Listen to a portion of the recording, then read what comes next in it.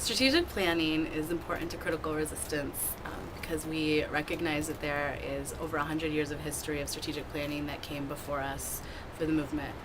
So thinking about historical movements like the Civil Rights Movement, national liberation movements, the anti-apartheid struggle in South Africa, all of those movements had some elements of planning that came before them. It's how we know who they are, it's how we know what happened, it's how we know what strategies worked for them and what strategies didn't.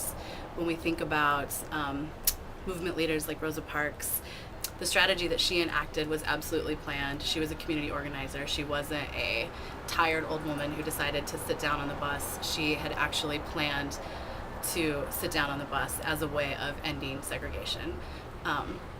Thinking about the anti-apartheid movement, you had folks who were struggling inside, you had folks who were exiled and struggling outside, you had people struggling in solidarity around the world, and all of those struggles and all of those strategies came together for an international plan to end apartheid. I think it's awesome that you can have spontaneous and planned moments of resistance.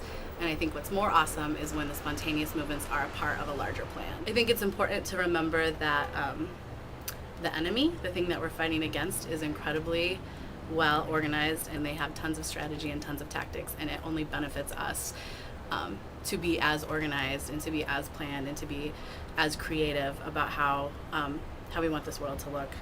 I think that what's radical about critical resistance and the way that we are reclaiming strategy or reclaiming planning is we're rooting it in the principles and values that lead to the vision that we all hold for the world we want to see. So our planning is consensus-based, it's non-hierarchical, it includes all the voices of our members and allies and solidarity members, as well as holding history and holding space for the voices of those who are most impacted and those who are currently locked up and their family members to be a part of what it is CR is going to be working towards the next 3-5 years.